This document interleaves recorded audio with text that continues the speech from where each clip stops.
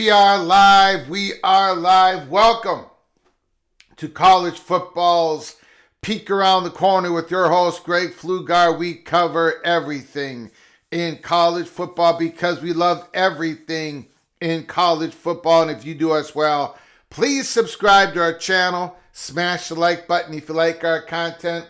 Ring that notification bell. Smash that like button. Share the video with your family and friends if you want to support this college football's rebel outpost. With a donation, just hit that $sign where you make your comment and I'll get you super chat as quick as I possibly can.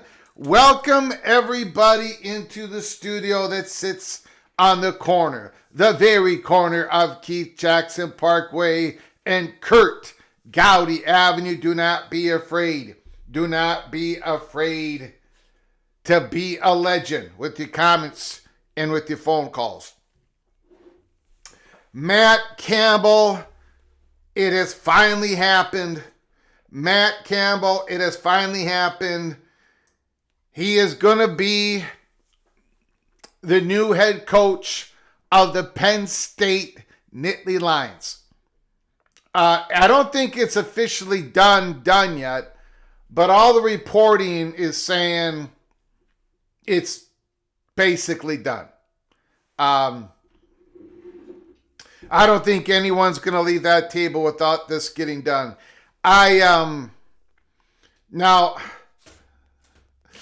there is a lot of comments that I have read in the chat room on X over the last couple of weeks. I completely understand why Penn State fired James Franklin. Penn State did not fire James Franklin. They didn't fire him because he was not a good coach. They let him go because the hope was lost. That's it. They had built up their roster. They structured their roster basically how James Franklin wanted. He was bringing in all these different offensive coordinators. Penn State won a lot of football games. They did a lot of great things under James Franklin, but they had lost hope to finally beat the Buckeyes and the Wolverines and to win the Big Ten championship and to win the national championship. They lost hope. Now, Penn State has finally regained hope by the hire of Matt Campbell. James Franklin is a hell of a head coach. Penn State did not fire him because he's not a great coach. He is. Matt Campbell is a very good coach. I'm seeing a lot of people, well, he's never won a conference. He's never won the national championship.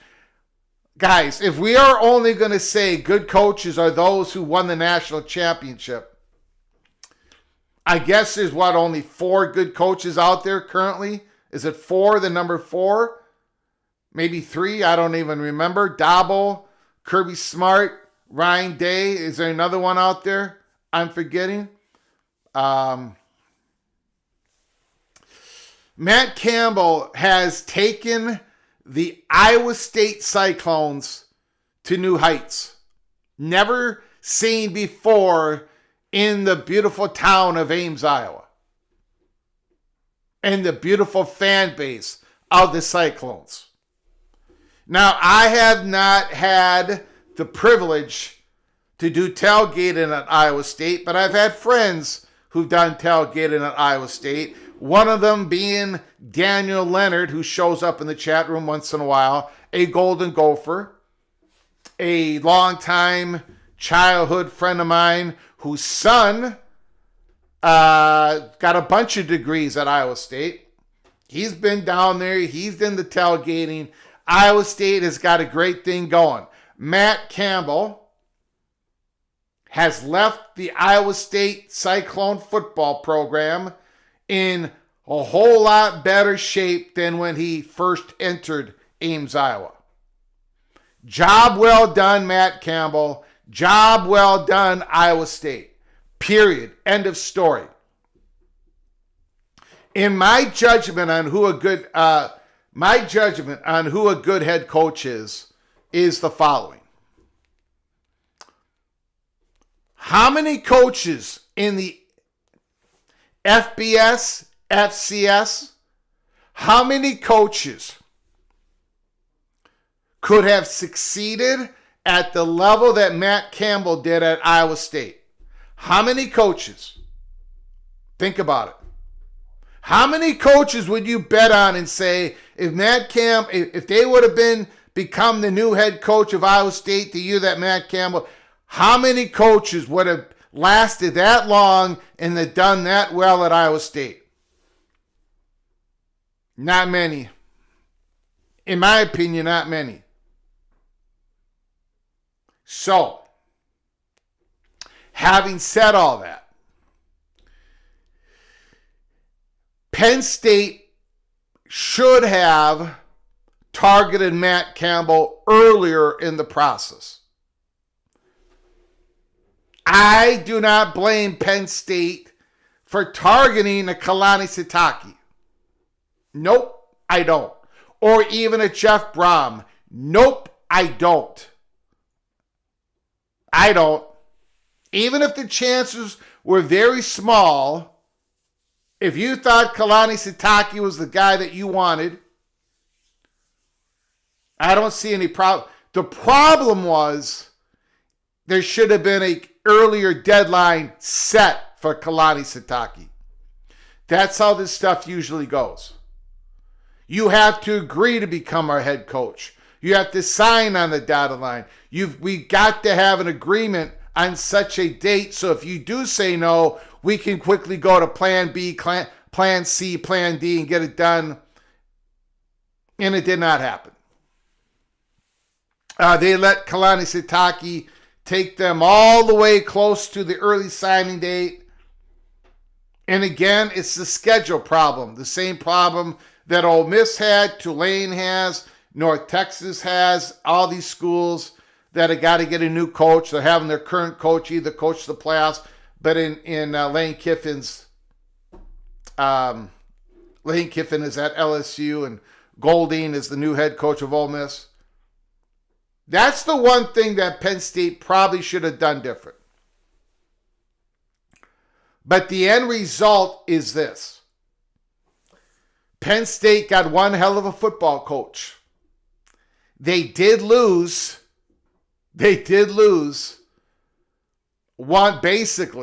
one whole year of a high school recruiting class. That's not good. That's on their athletic director. But, of course, that can be overcome, especially at Penn State.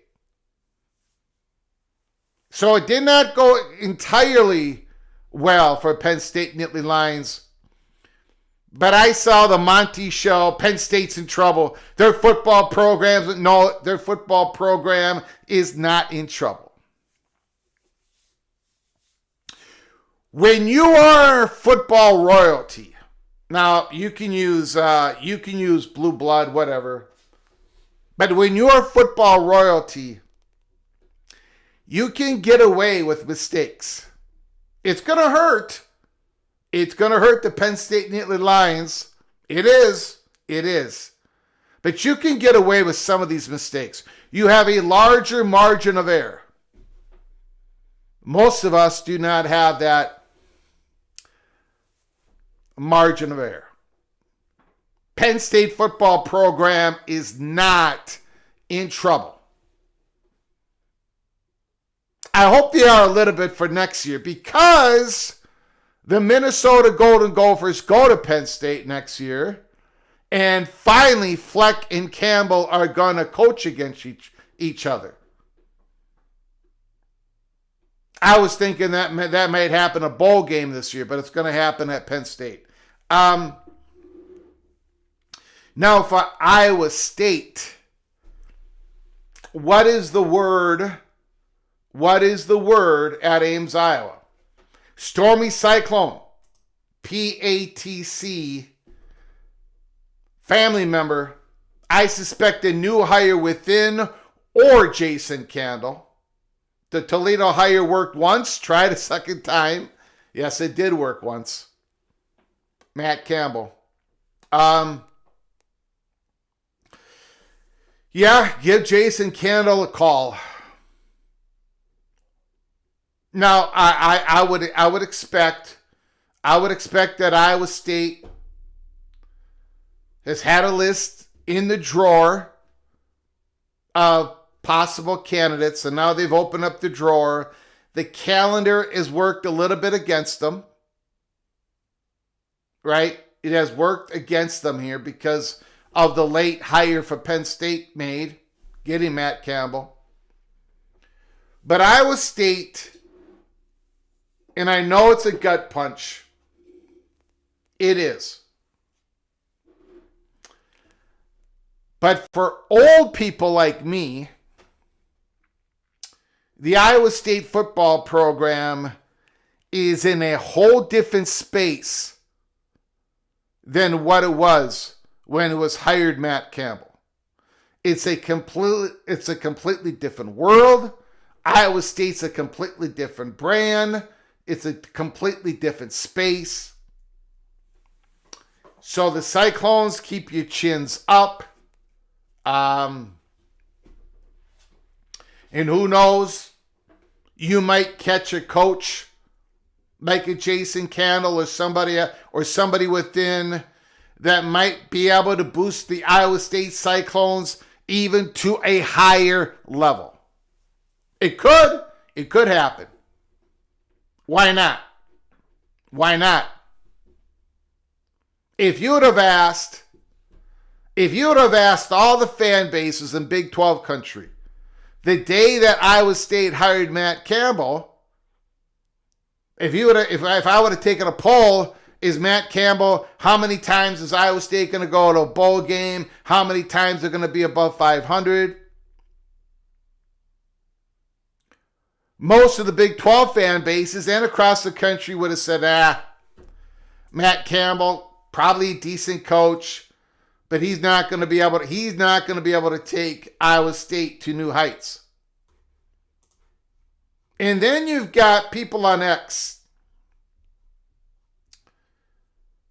Husk guys, a Cornhusker X personality, I will call him, on X,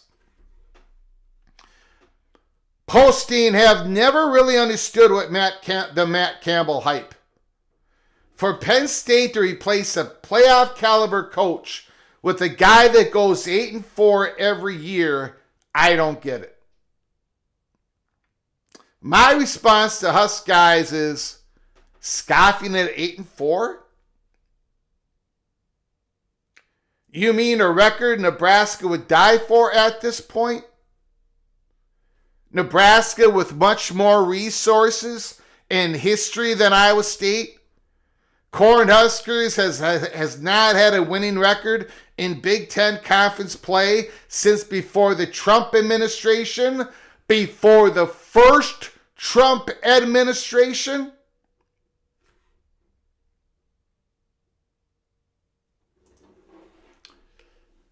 Yeah, Matt Campbell has done a fantastic job at Iowa State. And I think the Penn State Nittany Lion fan base should be excited. And Matt Campbell, like we've said here, these coaches are very competitive.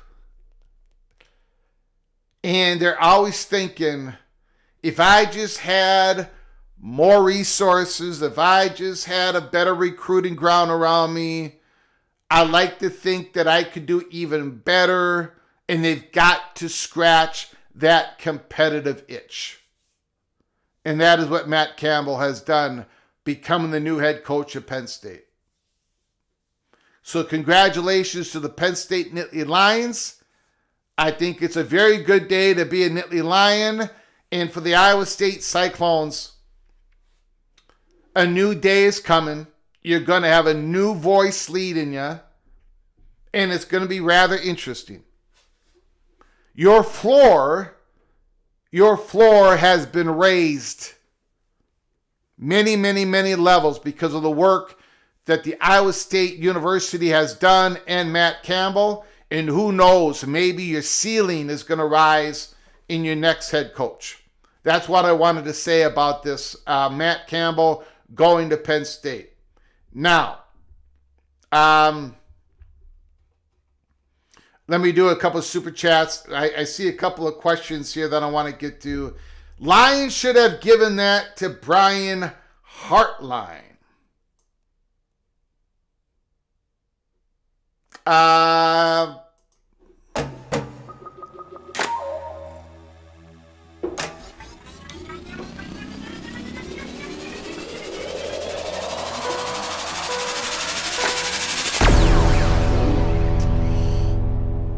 Thank you for the $2 holler, John Tim. Maybe they should have. Maybe they should have. I think what we are witnessing is, because of this dramatic change in college football, all these things are going on. NIL, transfer portal, you got to recruit your own players all the time, and then you got to go out and recruit guys from all over the country. Rev share, a lot of more administration work. You're working probably with the general manager. Excuse me. It seems that these Power 4 programs are more comfortable in hiring a G5 coach, a G5 head coach, than their own coordinators. People talk about, well, Sun Belt Billy Napier, that failed. There's been a lot of G5 coaches that have succeeded. Of course, one of them being Matt Campbell. They're all over the place. And they seem to be more comfortable, more confident in bringing a guy who has demonstrated the ability to reconstruct the roster, to recruit, and all that administration stuff that is going on, like a John Summerall, right? Like an Alex Golish, like a Chesney, Kirk Sidnetti came from James Matt. I mean, there are examples all over the place. PJ Fleck, Western Michigan. So a Brian Hartline might be a superstar, right? South Florida Bulls. Incredible hire. And if he does well at South Florida, well, people are going to become a running. But that might be just where things have changed a little bit. It looks like you're going to have some head coaching experience, have success in G5 or at a lower Power 4 program to be elevated to a mid-tier or a higher P4 program. The Nittany Lions probably thought, just my speculation only, they probably thought it was a little bit too big of a risk. But you could turn out to be correct, John Till. Thank you for the $2 holla. I very much appreciate it. We've got another very kind super chat.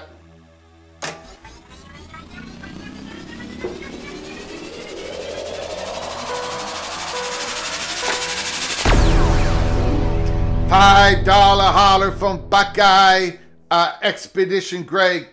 What a day to be a Buckeye. We got a huge recruiting win by keeping some Chris Henry Jr. Go Buckeyes. Congratulations, Expedition Greg. Congratulations. That was a monster recruiting victory. Again, you had a lot of competition at the end there.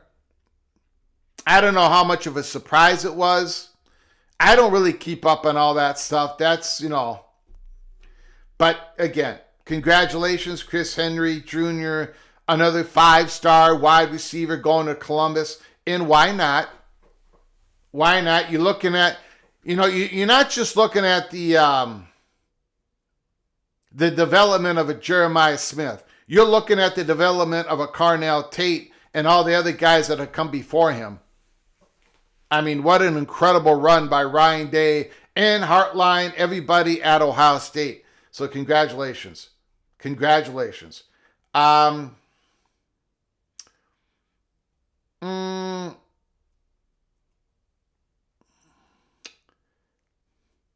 thought Tim Brewster was going to get that job.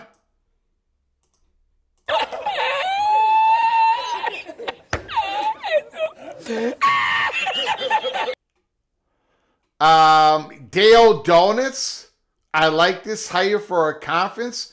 I don't think Iowa State has any traction after the BYU debacle this last week. It's clear Iowa State, Utah, Arizona would not compete with Texas Tech and BYU.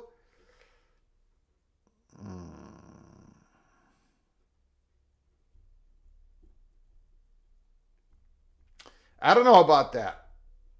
I don't know. I mean, I get it. Texas Tech and BYU are at the top of the conference. And their head coaches are not going anywhere. And the NIL money's not going anywhere. But that's a very confident statement, Dale Donuts. Very confident. Very confident.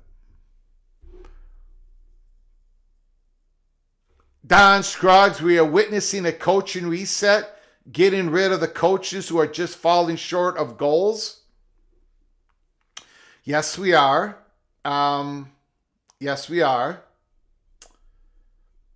And I wonder what's going to happen, Don Scruggs, if the Georgia Bulldogs beat up on the Alabama Crimson Tide this Saturday at 4 o'clock Eastern, I believe, is kickoff.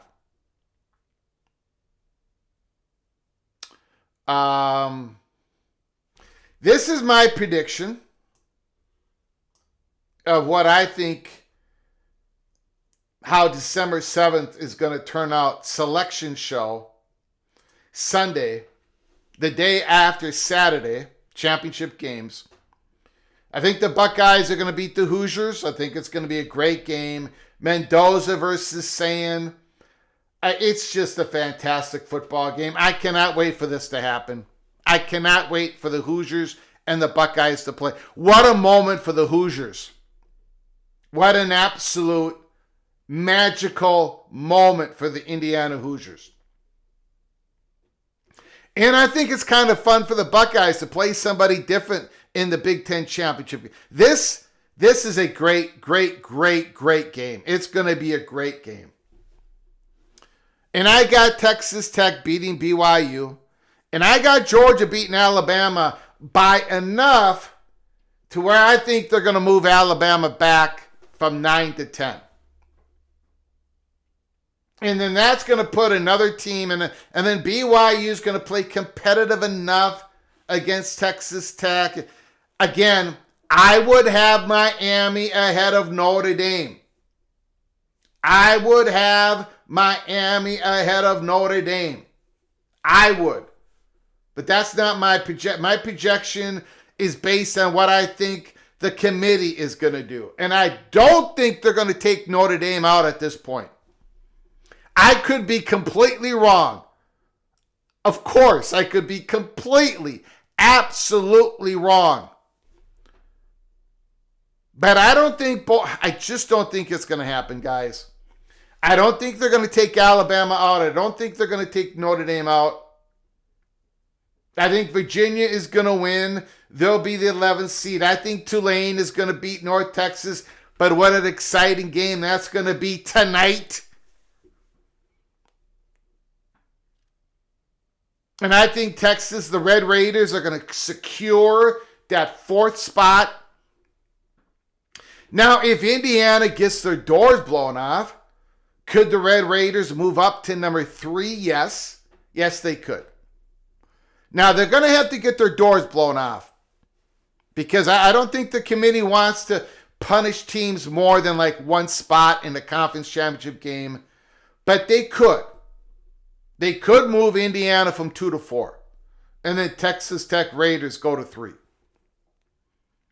I think Oregon is really secure in that 5 spot unless BYU defeats the Red Raiders. Then you're going to have to put BYU. You're going to have to put BYU way up there. Maybe number 4. Excuse me. Maybe number 5. You're going to have to put BYU ahead of Oregon. And I don't think you can take Texas Tech lower than Oregon. So Oregon would be behind the Red Raiders and BYU, in my opinion. In my opinion. A BYU victory is going to jumble everything up. Jumble everything up.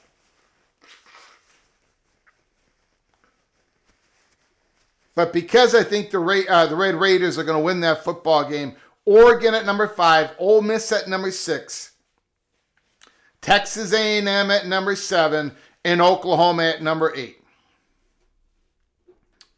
How about Bama? How high does Bama jump if they beat Georgia? Again, that 4th or 5th spot. Right? That 4th or 5th spot. Now, Alabama has beaten Kirby Smart, 8 out of 9 times, 7 out of 8 times.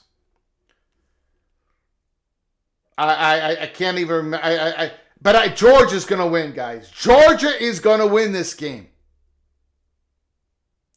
I know I've been Greg the Cooler forever. For 8 weeks, 9 weeks, I can't even keep count. But Georgia is going to beat Bama. Sorry, mother. Sorry, my mom. I apologize. I love you, Mom. But Bama is going down. And another team that's going down.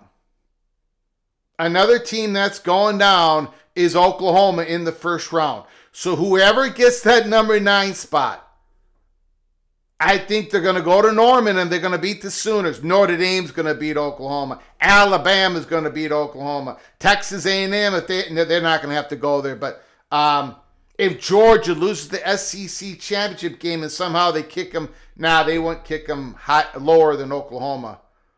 I think Oklahoma's going down. I think that's the one team that is slipping and sliding going into the playoffs. I think Virginia has got an extra win, so to speak, under their sails. That Tulane North Texas game is going to be one hell of a football game tonight. Can't wait for it.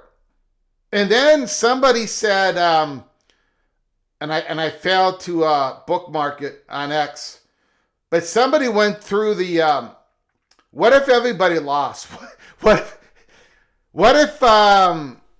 if Duke won, but then what if Kennesaw State won? And what if Western Michigan won? And they lined up about 5 conference championship teams with 9-4, 8-5 records. Who would go to the playoffs among these group of teams? I would think it would be Duke then. I think if Duke wins, if they beat Virginia and James Madison loses, I don't think any of the other G5 schools are going to jump. Any of the other G5 champions are going to jump Duke, in my opinion. So this is my projection for December 7th. I think Georgia can win it all. I'm extremely high on Georgia. Now, remember, I picked Georgia to win it last year. I see greatness in that team. I do. If they can put it all together, Georgia can play with the Buckeyes. Georgia can play with the Hoosiers. I think Georgia can win it all. Of course, I think the Buckeyes can win it all. I think the Red Raiders can win it all, and I've been saying that for 5 weeks. They have a monster of a defense. BYU is going to have to somehow block the Red Raiders. Bear Bachmeier, Superman's going to have to get rid of the football. Get rid of the football. Get rid of the football. And if it's a design run, you cannot delay that design run from the quarterback position against the Red Raiders. Bear Bachmeier is a genius when it comes to that quarterback design run where he delays it a little bit and then he takes off. Well, you can't do that against the Red Raiders because they get too much penetration too early. So, do not delay the quarterback design runs from Bear Bachmeier. Get the ball to L.J. Martin early. And got to get rid of the football quickly against the Red Raiders. But I think the Red Raiders can win it all. I think the Hoosiers can win it all. I think the Buckeyes can win it all. I think Georgia's can win it all. And I do think Oregon and Notre Dame can win it all. I don't know if Notre Dame's going to make the playoffs, but I think they can win it all. I think Oregon can win it all, especially now that they're going to get healthy. I don't think Ole Miss can win it all. I don't think Virginia can win it all. I don't think Texas A&M can win it all if they play a team that can run that football. And I don't think Alabama can win it all. But the Red Raiders, the Hoosiers, the Bulldogs, the Buckeyes, the Ducks, and the Irish, I think all those teams can win it all. I'm going to go to your Super Chats. I got to clean something up here real quick. We are going to get to your phone calls. This is going to be an open night, Friday night.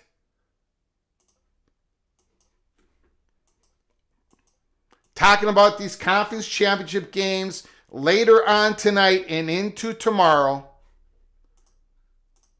But there is another issue that I got to bring up on this live show. And I'm going to get some people I'm going to get some people angry with me. But I got to talk about the college football playoff format for 2026. I got to talk about it one more time before these conference championship games. And I know a lot of people out there are saying this is not the right time, Greg. Greg, this is not the right time. We've heard you, Greg. You've been on your soapbox, Greg. You've got a loud, obnoxious Minnesota accent voice of yours, and we're tired of it, Greg. But this is college football's peak around the corner. In this one issue, it is the fight for the heart and soul of what college football is going to look like for the next 4 to 5 years that will lead us to 2030 to 2036. So I'm talking about the Notre Dame Fighting Irish. I want to talk about the Notre Dame Fighting Irish again. Because, in my opinion, the Notre Dame Fighting Irish, their push, and it is a push, their push for 5+11 college football playoff format must be stopped. Period. It has to be stopped. And we're going to get into that here in just a little bit. And then we're going to open up your phone lines. Stormy Cyclone, very generous super chat.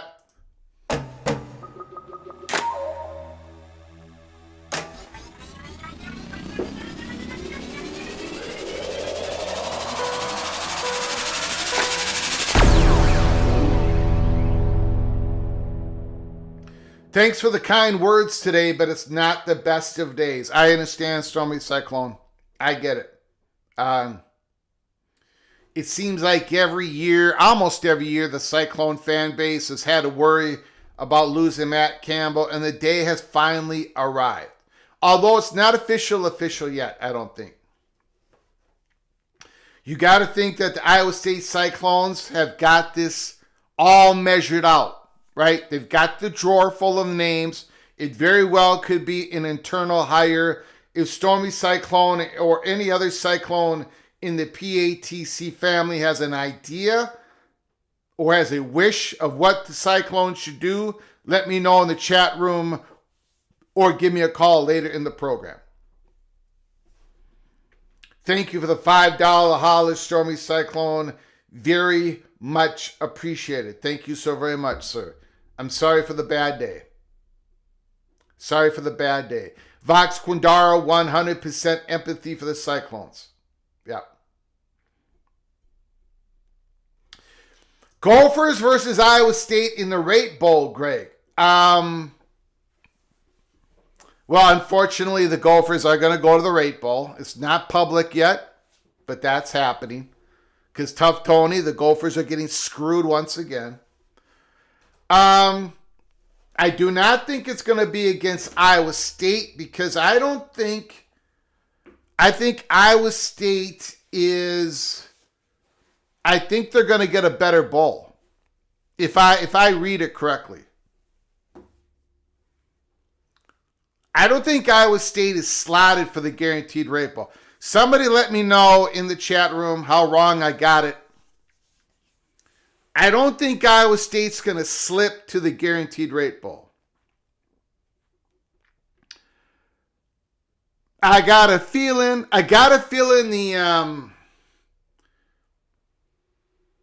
the Gophers are going to play Cincinnati or Arizona State. I think Arizona State, it might be coming. Stormy Cyclone. Will Iowa State skip a bowl like Kansas State? They could. Yeah, I agree, Jason. I don't think Iowa State's going to go to the Rate Bowl.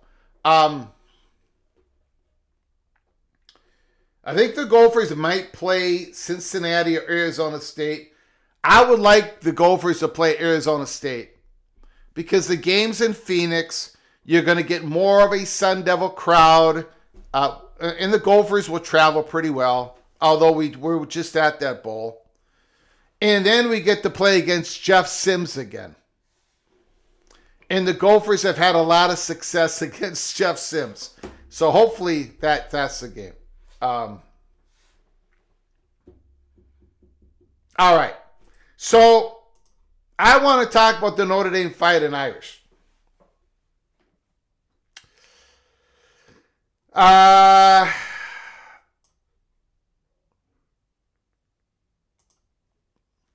Notre Dame Athletic Director Pete Bavacqua joined the Pat McAfee show to discuss the potential for reaching a consensus on the CFP path moving forward. The athletic director, Pete Bavacqua, said the following: I have the privilege of being in that room due to my role here at Notre Dame.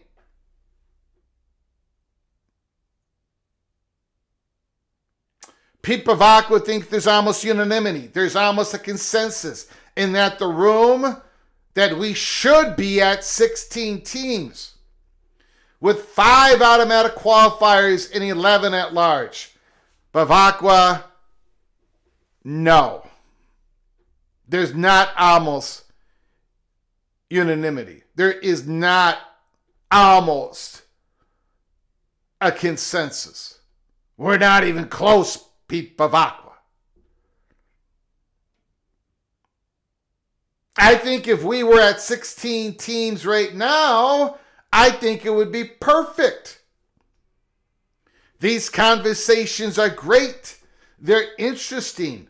I hope we get there sooner than later.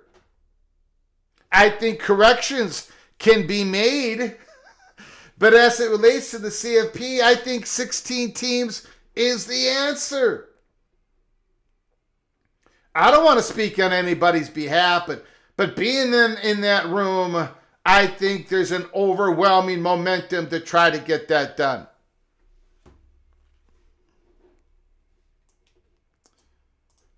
Nope.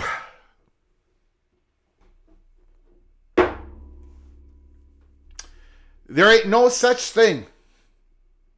There is no overwhelming momentum to get a 5+11 done. It ain't happening. Notre Dame wants it to happen. They desperately want it to happen. Do you know why that Notre Dame wants a 5+11 to happen? He's trying to speak it into existence. Steve McNeely. Do you know why they want this to happen?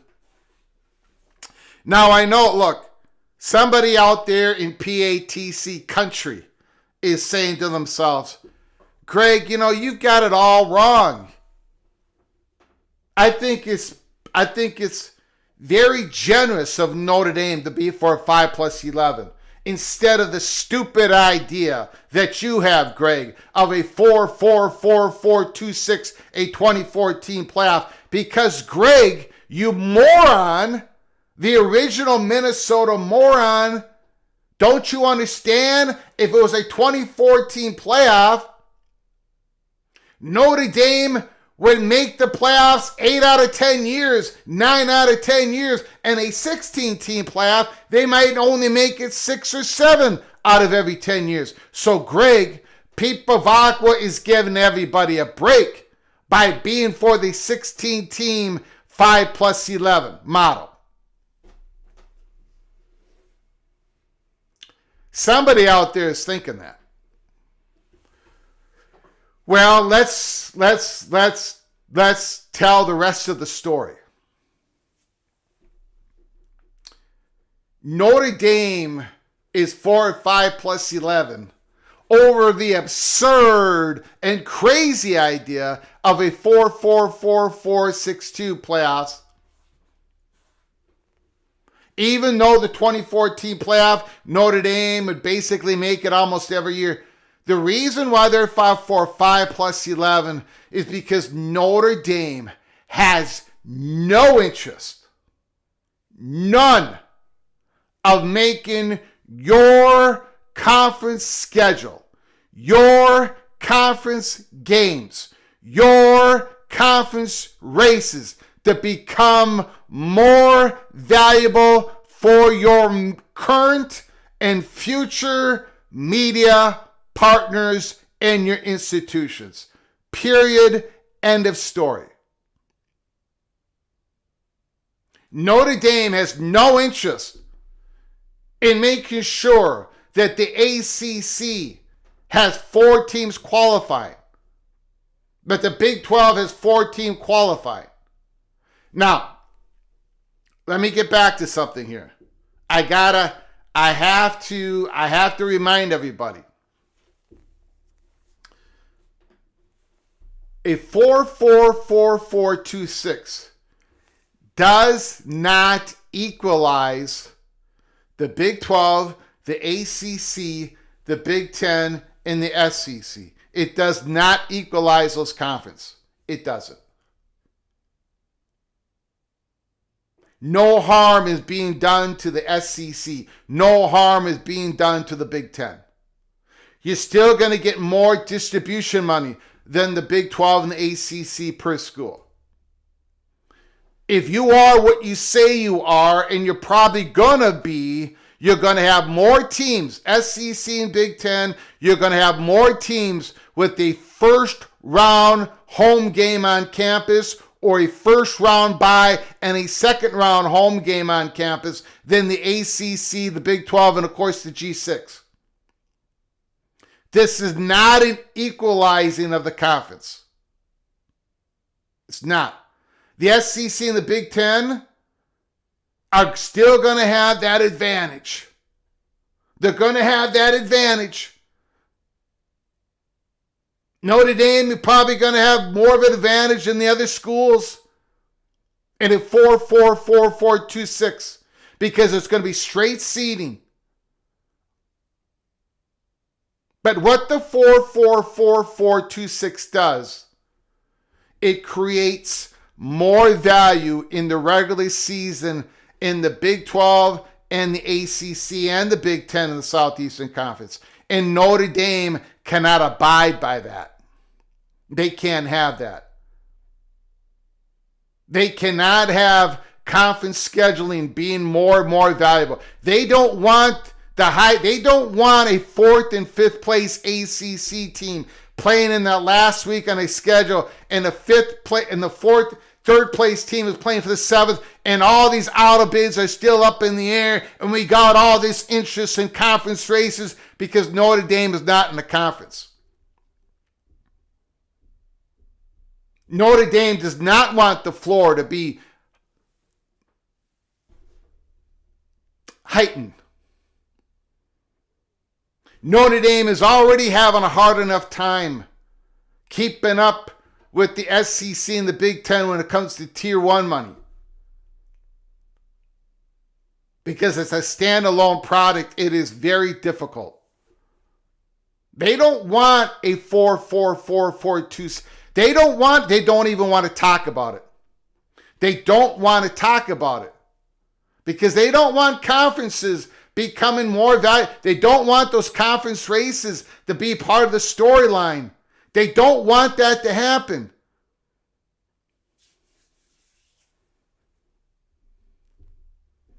So, Pipa Vacqua is out there saying, oh, there's a whole lot of momentum out there.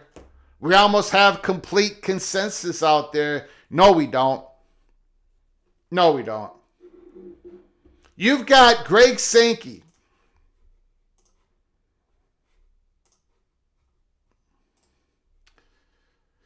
Oh, sorry, guys. We're going to get to your phone calls. We are going to get to your phone calls. We got a few more things to go through here.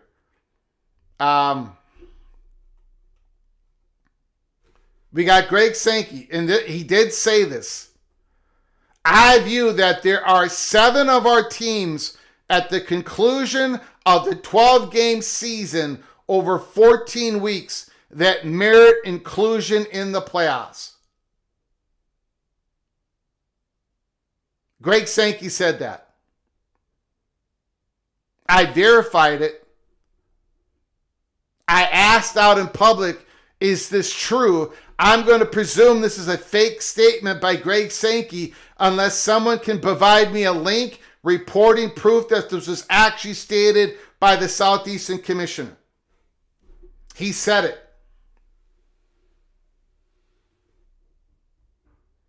Merit inclusion. In a 4-4-4-4-2-6 playoffs, the Southeastern Conference is going to be able to flex. They're going to have their top four in the conference race, and then they're going to get a large amount of the at-large berths. It doesn't hurt the Southeastern Conference. It doesn't. They'll be able to flex. It just creates more value for others. And it helps it does not hurt the Southeastern Conference. For Greg Sankey to say that actually, you want to go to 5+11? I asked Big 12 and ACC country again. We went through this last year.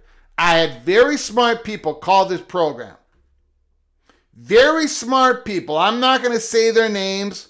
A couple of BYU people out there, a couple of other people out there in Big 12 country, they called this channel and they said, Greg, 5+11 is still the best for the Big 12 over the 4-4-2-2-1-2, whatever. You want to put up with this propaganda stuff every single year on a 5+11? You want these metrics to be tossed? BYU is not even being included when ESPN puts up the comparison on the metrics. Isn't that enough for you all?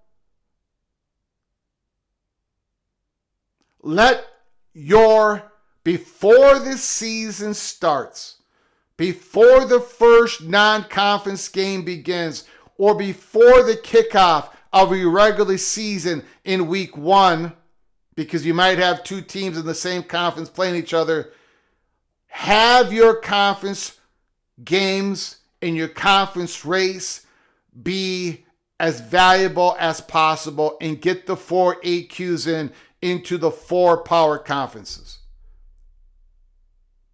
Notre Dame has got to be stopped.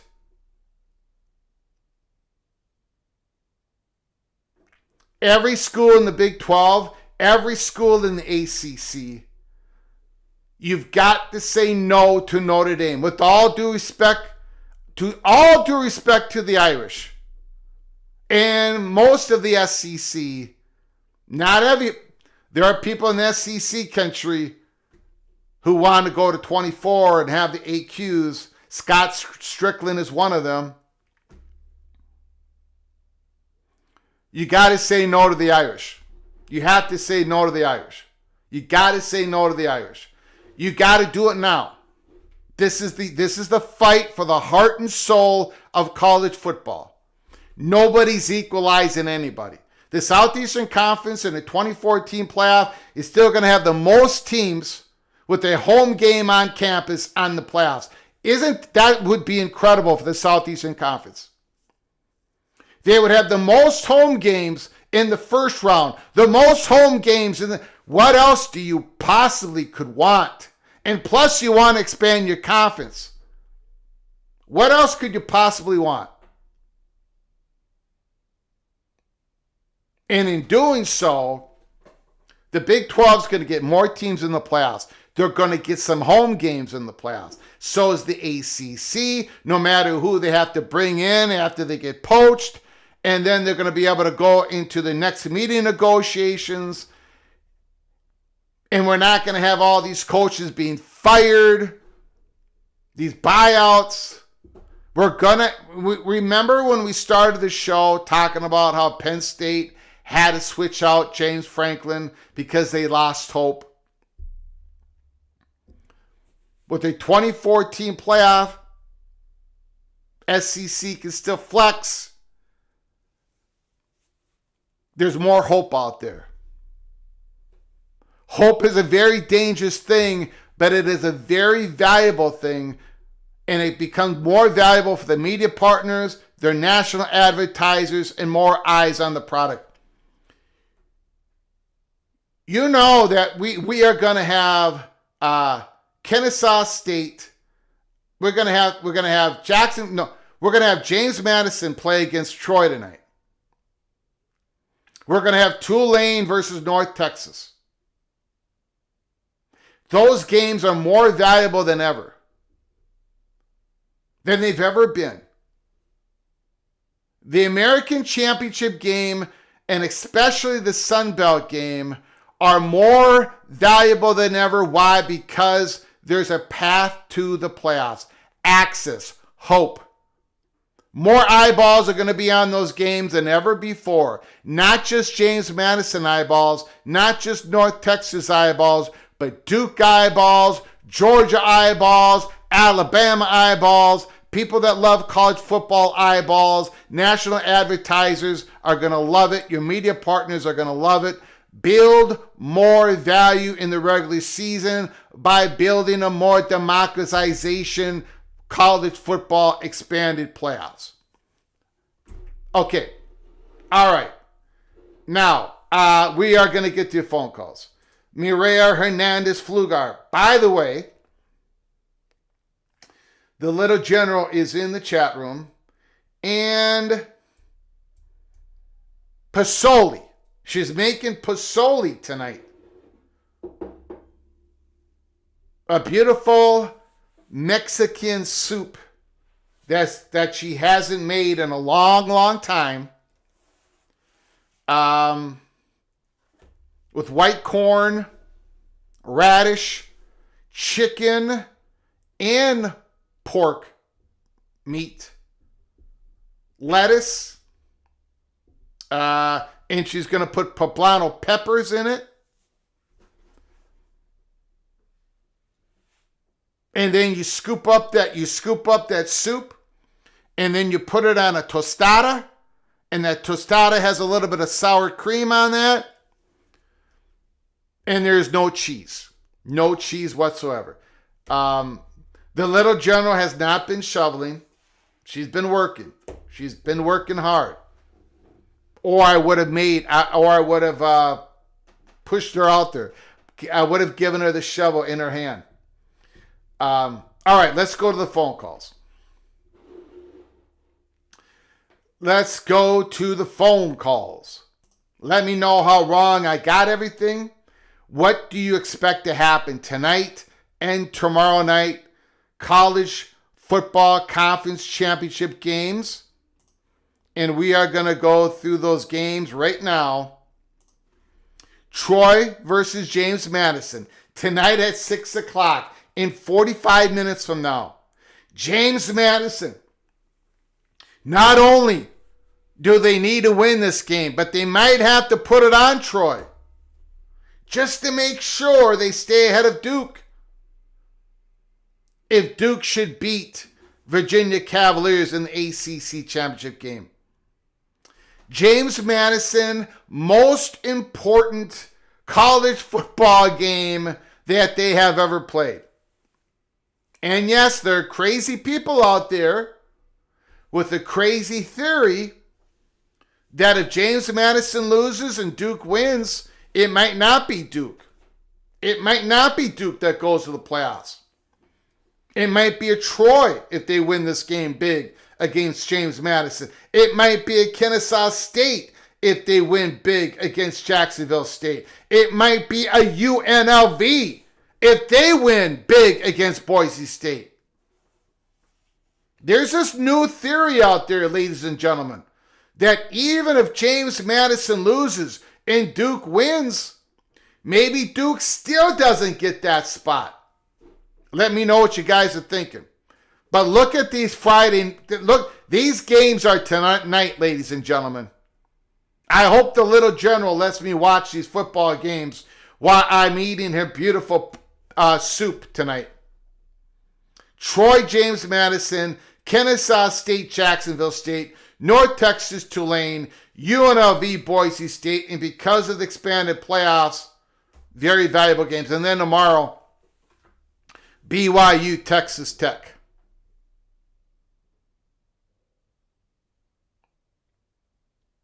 I think the world of the Red Raiders.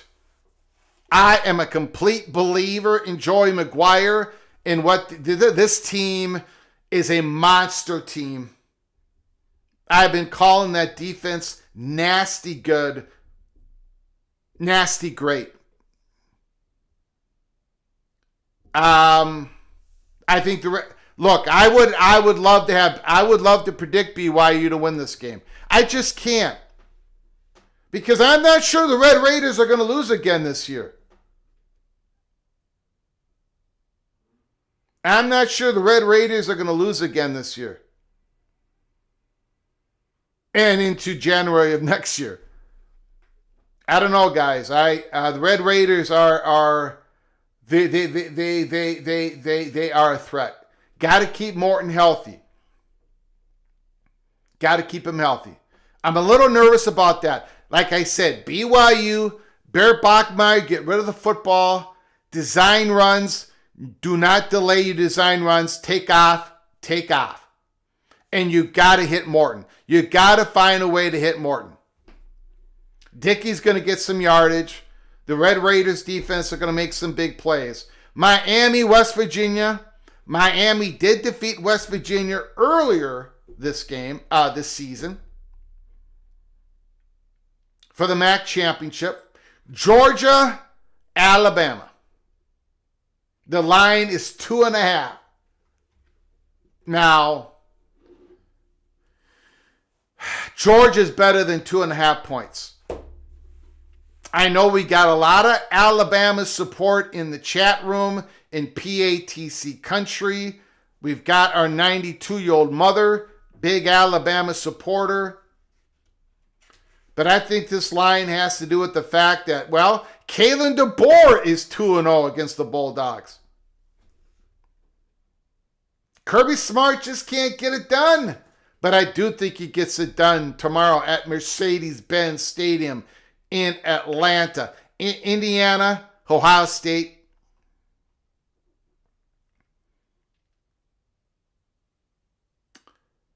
That is going to be an atmosphere. Indianapolis, it's going to be electric. The winner of that game is going to be the number 1 team going into the playoffs. The loser of that game could be number 2. And I don't think they're going to fall more than number 3.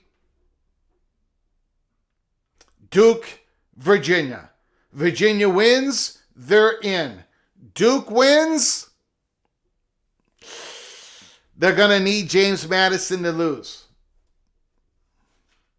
And then we're going to find that out tonight if James Madison loses. All right, guys, I want to get your phone calls. The phone lines are now open. 763-260-1333. 763-260-1333. Thank you, Kayla Ramirez.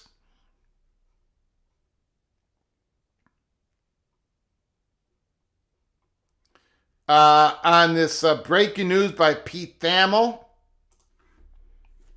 Minnesota dismissed defensive line coach Dennis Dotton-Cotta. He was in his 3rd season at Minnesota, the first 2 as a senior defensive analyst. He also coached defensive line at Yale, UConn, and Maine. Well, I don't know what to say about that. Our defensive line, besides Anthony Smith, we had issues. That's all I got to say. We got issues. From Rick. Rick, the floor is yours. Thanks for calling, sir. Thank you. I think Campbell's a pretty good pickup for Penn State, all things considered. Yeah. I think he'll wind up unfortunately, doing really close to the same thing that James Franklin did, which almost everyone would consider a success except for Penn State. I don't know. I think he's a pretty good hire, but we'll find out what happens. But I think he's a pretty good hire. And then with the playoffs, and you gotta help remind me again, because I keep getting the answer and then forgetting it. I probably got to write it down. It takes everyone to agree to change the playoff system, right? It only takes the Big Ten and the SEC to agree. But so I think if the Big Ten doesn't agree and the SEC and everybody else agrees, that's not good enough. Nope. Yep. And if the Big Ten and everybody else agrees but the SEC doesn't, that's not good enough. Yep. And I'll say this. And the reason why I keep pleading and praying that the Big 12 and the ACC come aboard on the Big Ten is because it might not be up, it might not be enough, but it's better to have the Big 12 and the ACC on your side than against you. But obviously the Southeastern Conference still doesn't have to move on the issue, even if the Big 12 and the ACC join up. Okay, if that's the case, when do the playoffs, the 12-team playoffs end? What year? 2029. So we'll keep this system till 2029, the 29 season? Yes, I believe so. It might be 2030, but I don't think so. I think it's the 29th season that would end in January of 2030. I think I'm correct. I might not be, though, but I think I am. Okay. Well, that being said, I personally would like to see it either go to your system of 24 or remain the same until 2029. I agree with you, sir. And when Rick and Greg agree, the world is in danger. Yes, I agree with you. Because anything else, somebody gets an advantage. But with your 24, nobody gets an advantage. Yeah.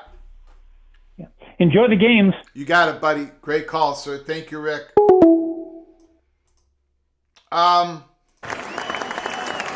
I got a question for you all. I got a question. Buckeye Greg says, Greg, I believe the Heisman winner will be decided tomorrow night at Ohio State, Indiana. So the voting begins like at 5 o'clock tomorrow night. Did I read that correctly? 5 or 4 o'clock. So nobody has voted yet for the Heisman. These conference championship games are these games that are going on Saturday that is also the day of the start of the Heisman. Can somebody confirm that or deny that, what I just said? Having said that, I have Julian Sand as my Heisman winner. And I think the world of Fernando Mendoza. I think I bragged about him all last year with California. I talked about how he completed 67% of his passes, even though there was a great high percentage of every time he dropped back, he got hurried. He was dynamic at California. He brings that to Indiana, and that he's been absolutely sensational. And if he wins, I'm not going to be like, oh, no. If Fernando Mendoza wins the Heisman, I would give it to Julian Sand because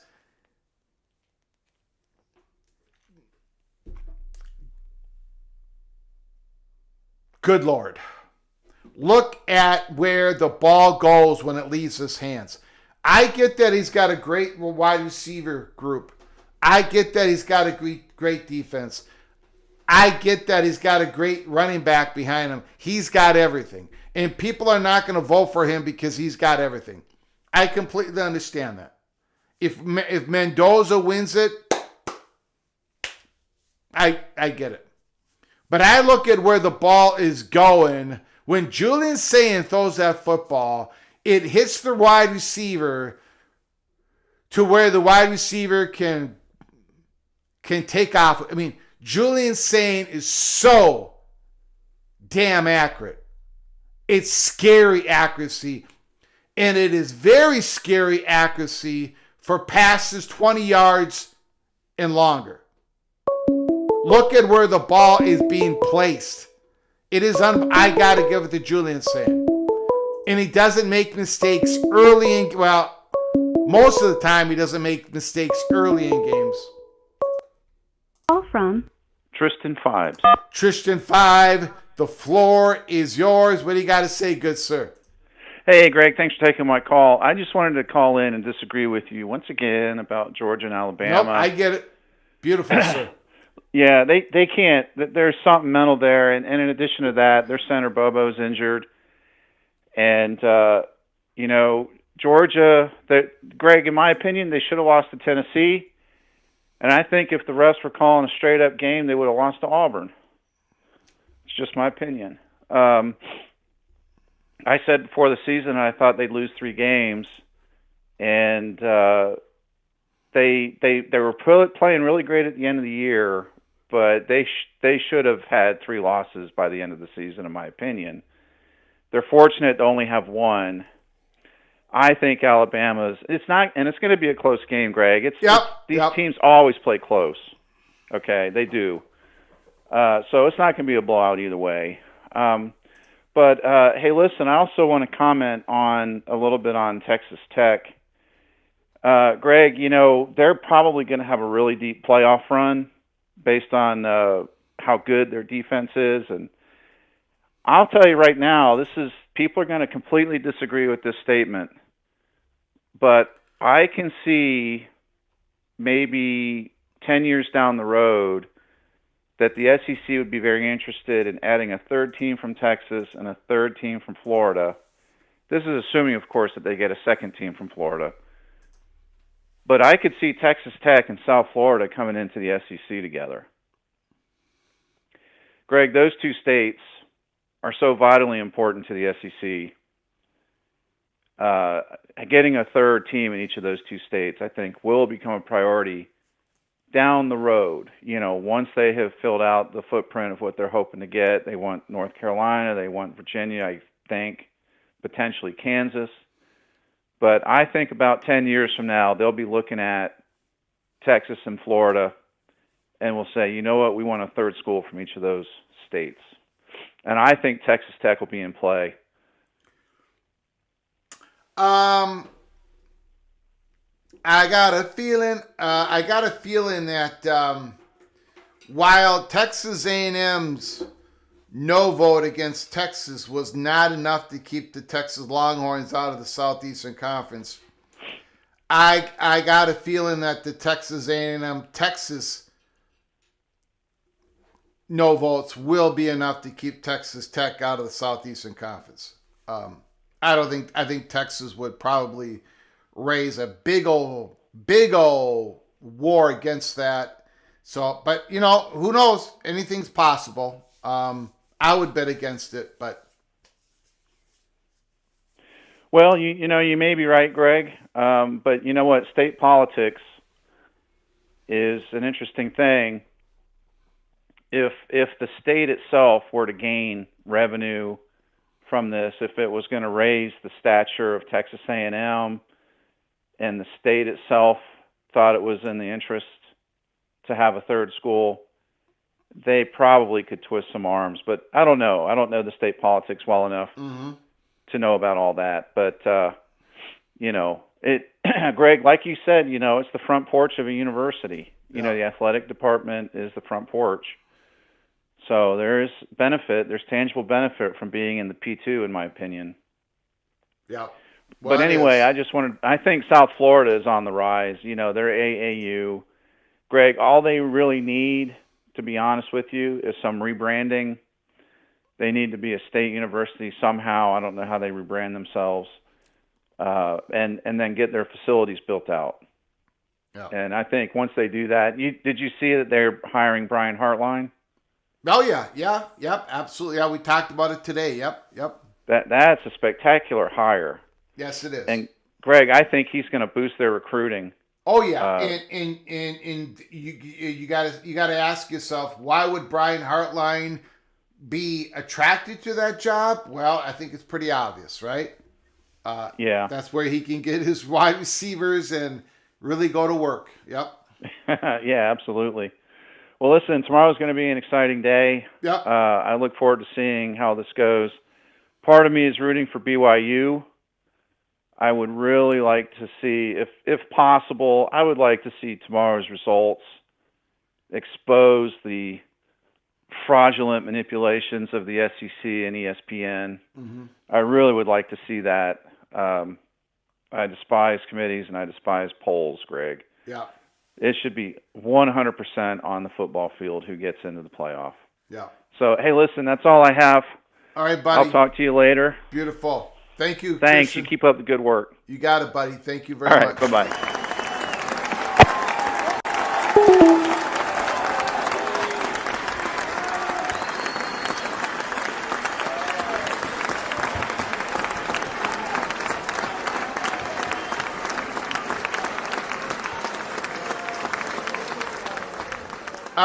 People asking about Netflix buying parts of the Warner Brothers Discovery. It turns out that Netflix did not buy the TNT TBS linear part of Warner Brothers Discovery. They did buy HBO Max part of it, which I don't know. Like, I think HBO Max is fantastic, and they've got a lot of good content on that channel for me personally. But I also think the quality of that streaming HBO Max is really good. I don't know why. I don't know why it is. But I when I watch something on TNT, but I watch something on HBO Max blows away what you see on TNT. One big example is AEW, the wrestling. It is so much better on HBO Max. It's so maybe Netflix was really maybe HBO Max.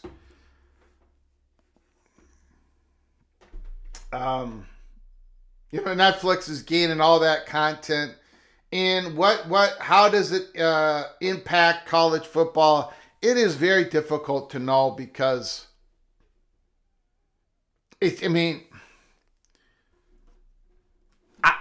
look, Amazon and Netflix, they keep ramping it up. They're getting more and more sports content, and it is going to evade college football at some point. Evil Badger. Evil Badger, can you hold on for just one moment, please? Yes. I appreciate it, sir. Thank you very much. So I don't know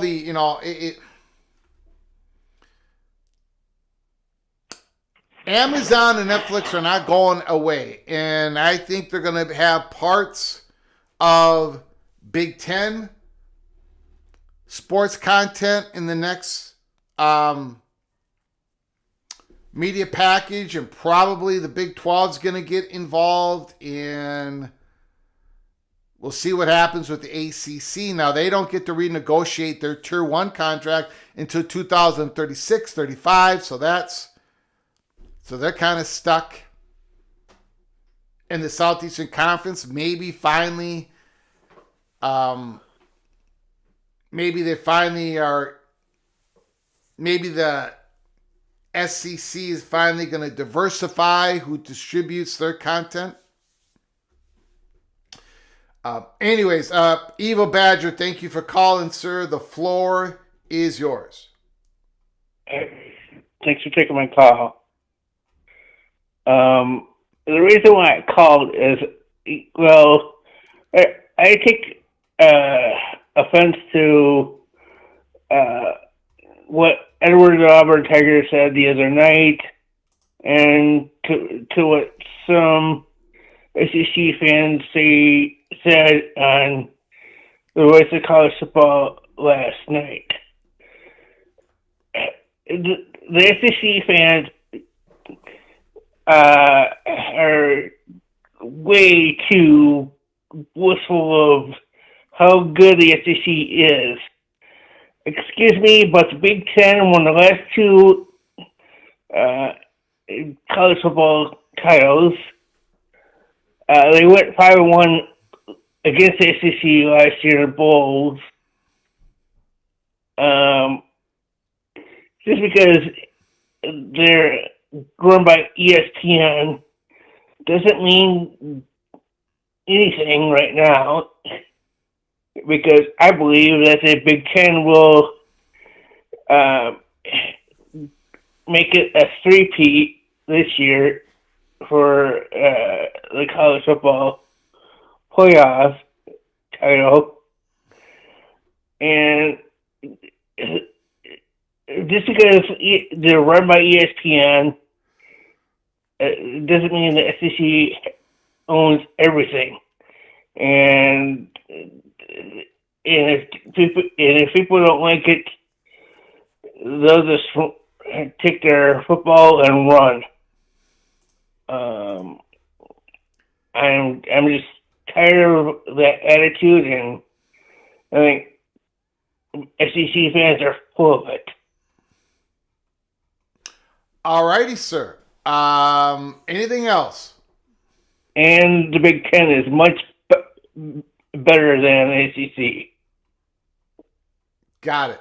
All right, that's all I had. You Greg. got it, buddy. Appreciate the call, my man. All right, thank you.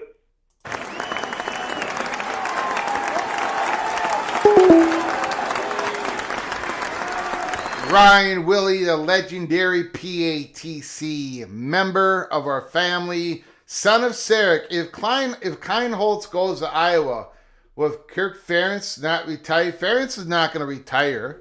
He's not retiring. He already said he's not going to retire. He's coming back. He is coming back. But the whole Kleinholtz thing, the Buckeyes quarterback, you know, if I was him and if I wanted to play, I would transfer, because he ain't going to play next year unless Julian Sayin gets injured. Sayin is going to be there for a couple more years.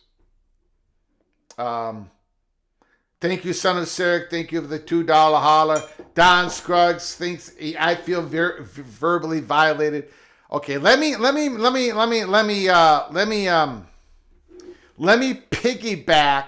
Let the Golden Gopher, the fat guy from Minnesota, piggyback on what the evil badger Ryan Willie just said. I happen to think the Southeastern Conference is still the best football conference in the country. And I think they're the most valuable football, most powerful, blah, blah, blah, blah, blah. I haven't changed my opinion. But, you know,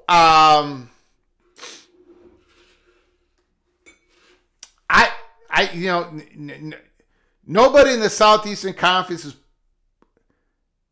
in the PATC family is probably going to admit this. But you got to be sweating a little bit this year. There's got to be a little bead of sweat coming down from Don Scruggs, from Christopher Hooter, from Edward the Auburn Tiger, and all you other Southeastern Conference PATC family members. A little bead of sweat has to be flowing down a little bit. And the reason why I say that is because the SEC is not short of confidence. not short of pushing the narrative, not short of boisterous fans calling all these YouTube channels and saying everything they're saying on the message boards. But can you win it? Can a Southeastern Conference team win it all this year? I think yes. I think so. But I think it comes down to Georgia. I think it comes down to Georgia. I don't think Bama can win this thing. I don't think Bama can win this thing. I don't think Ole Miss can win this thing. I think Ole Miss should be in the playoffs. I think Alabama's right on the cut. I think they're very good football teams. I think they got a chip chair and a chance. If they're in the playoffs, they got a chance. I'm just saying, I really don't think Bama can win this thing. I don't think Ole Miss can win this thing. Oklahoma ain't winning this thing. The Sooners are not winning this thing. They're not, guys. Come on. So, that's why earlier in the program, I went through the teams that I thought was going to win it all. I think Indiana can win it all. And I know there's still doubts about Indiana. All right. We'll watch them Saturday. We'll watch them in the play. Don't doubt the Hoosiers. That's all I'm... The Buckeyes, I mean, I think they're better this year than they were last year. At this point in the season, with Bo Jackson, that running game, to go along with everything else that's going on in Buckeye country, the Buckeyes can win it all. The Hoosiers can win it all. And look, and the Red Raiders, I think they can win it all. And I think it was Tristan who said the Red Raiders might make a deep run in the playoffs. It could be a very good Texas Red Raiders team loses against the 5th seed Oregon. Because that's how good Oregon is. Oregon is getting healthy now. Well, we think they're getting healthy. We think they're going to have more. We think they're going to have their top 2 receivers back, along with their tight end, who's been a little nicked up, Sadiq. They're all going to be... Oregon can win this thing. And I think Notre Dame can win this thing. So I've only named one Southeastern Conference team that I think can actually win the national championship this year. So the best conference in the land, I believe there's only one shot. Now, I might end up being wrong. I could. But if you really take a hard look at this, in my opinion, the phone lines are open. Give me a call. But the Southeastern Conference, I get it. You all have confidence. You've all got swagger. But this year, I think you're doing your swagger with a bead coming down on your forehead, onto your cheek, down to your chin. I really think that. I know you're confident. But deep down in your Southeastern Conference soul, in your heart, and especially in your brain, there's got to be a little doubt.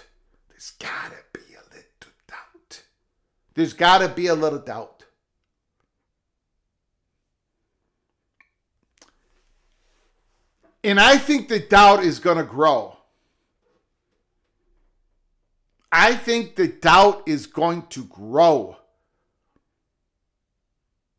When Oklahoma plays that 8 versus 9 game and the Sooners get beat pretty good,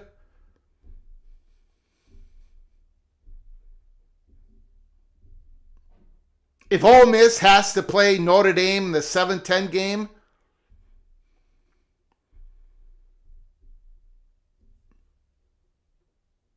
I don't know, guys. Does Greg still do the Greg the Gold and Greg the Cold? Yes, I do. The answer is yes, and I'm not going to make any other comments about it. You've been wrong a lot, the Edward the Auburn Tiger. But not in the playoffs. Not in the playoffs. 2 years ago, when the 14 playoff was set, I said Michigan's going to win it, and they did. And last year, I was on Georgia, but I was big on Ohio State at the beginning of the playoffs. Greg is sounding like that dude on the football field at the end of Dazed and Confused. We have 5 teams that can win it all. Edward the Auburn Tiger, Alabama had some really good fortune beating your Auburn Tigers last week. Oklahoma almost lost to LSU, a coachless LSU team. Alabama almost lost to a non-head coach against Auburn. These teams are not ready to win it all. They're not. They're not. Michigan does not count, except for they have the national championship. Notre Dame should not be in, and I happen to agree with you, MBM. I don't think Notre Dame should be in.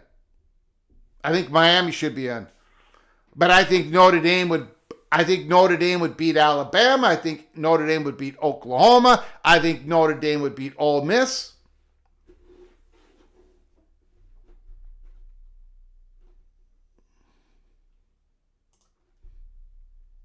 I think Miami would beat Oklahoma, Alabama, and Ole Miss. So again, I'm just saying that, guys. I'm going to be accused of being anti-SEC. And again, we're all going to find out together, right? But I think the Southeastern Conference swagger, and it's still there, but this time there's a little bead of sweat coming down your face. I just think that it's there.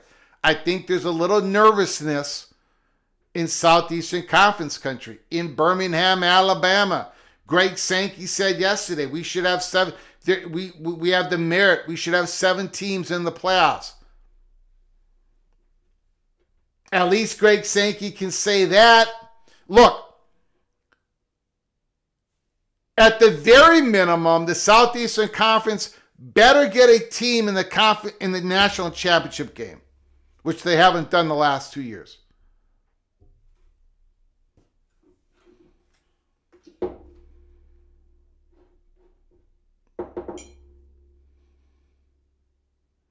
For some reason, the committee is in love with Notre Dame.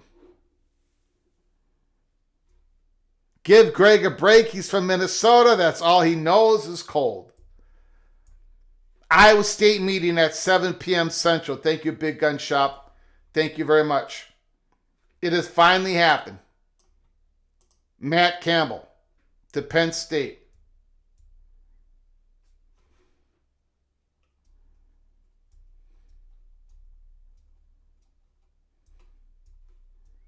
Don Scruggs. That rant didn't help at all, Greg. I still feel verbally violated. Sorry, Don. Sorry that happened to you. But you'll be okay, Georgia. And look, all Georgia has to do is finally beat Alabama, and you're going to be on top of the world. You could probably be the number 2 seed. Think about that. Think about that. All you got to do is win tomorrow. And all these Greg Pflugar and Ryan Willie and all these statements, anti-Southeastern Conference statements, are going to disappear in Georgia Bulldog country because Georgia's going to have a big win against Alabama. And I think they will.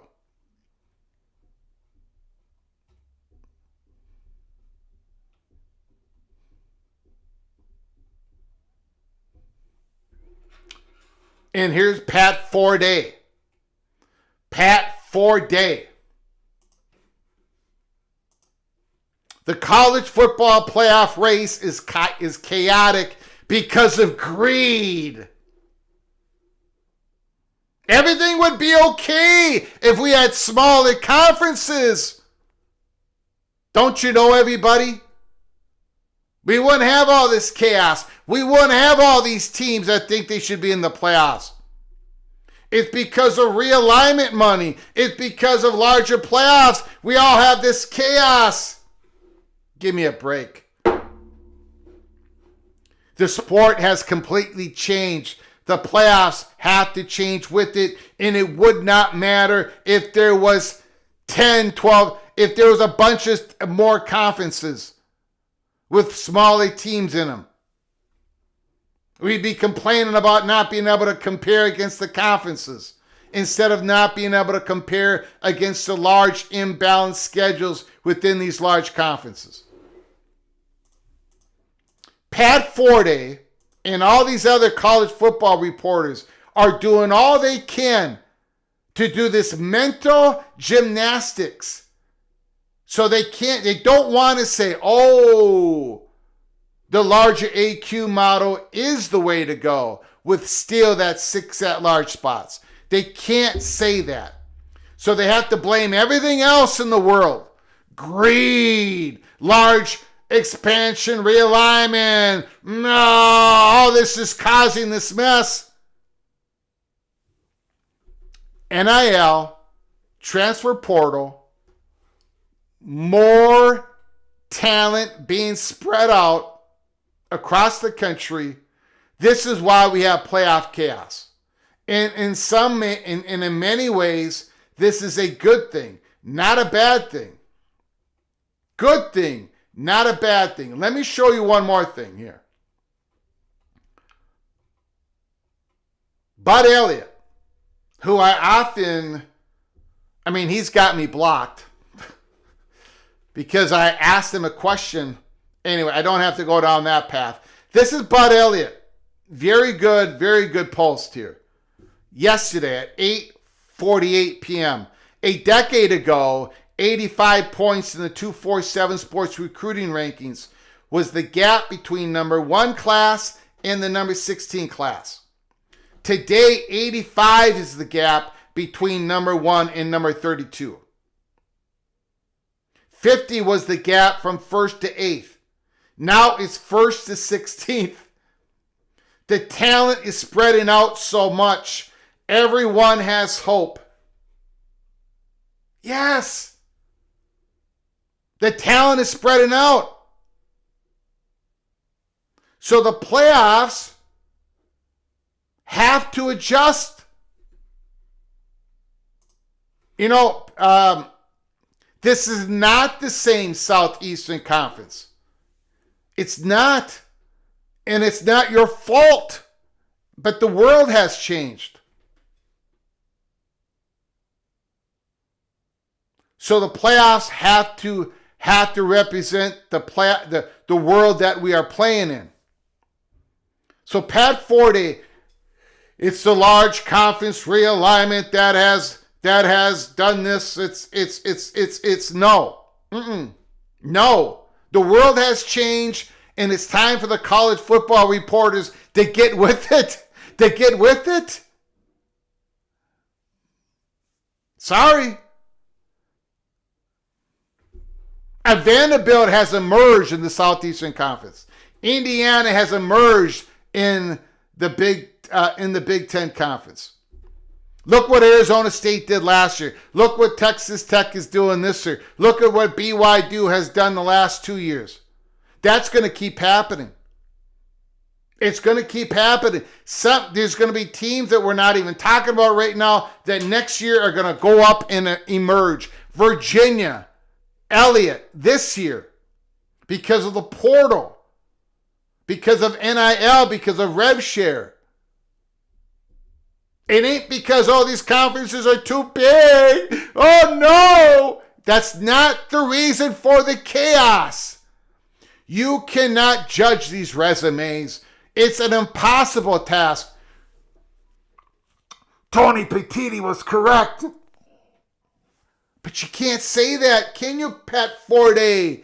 You can't say that, Stuart Mandel. You can't say that, Brett McMurphy. You can't say that, Heather Dinich. You can't say that, Paul Feinbaum. You can't say that, Reese Davis. None of you can possibly say that. Well, the rebel outposts of college football YouTube channels, I can say that because there's no strings attached. There's no sponsorship here. It's obvious that the large AQ model is the way to go with still a large at-large spot to make sure these non-conference games are as valuable as they possibly can.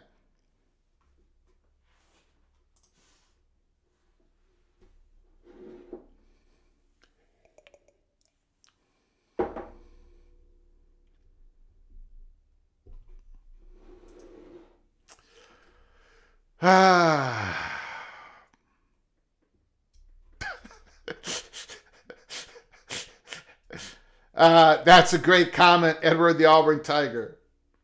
That's a great comment. I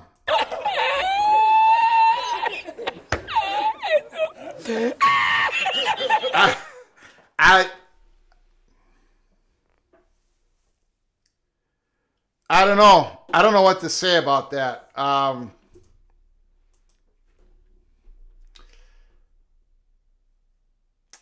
The ACC network keeps playing the Notre Dame Miami game. And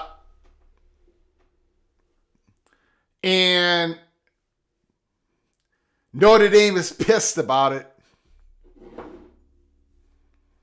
But you know what? Miami belongs in the ACC football conference.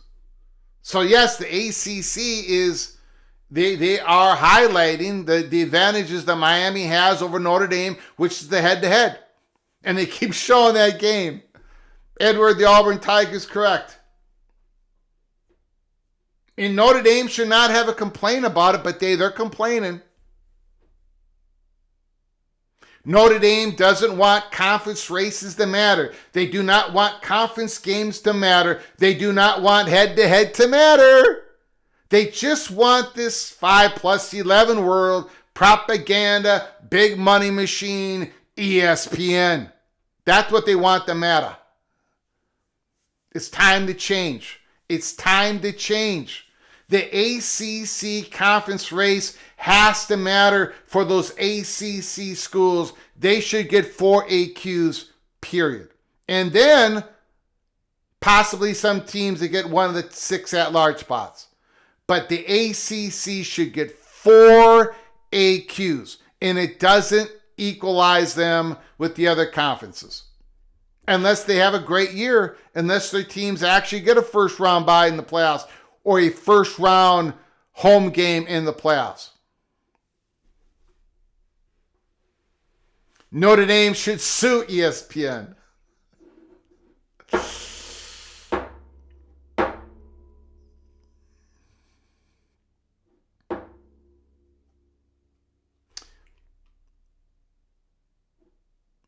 Vanderbilt should be in the playoffs.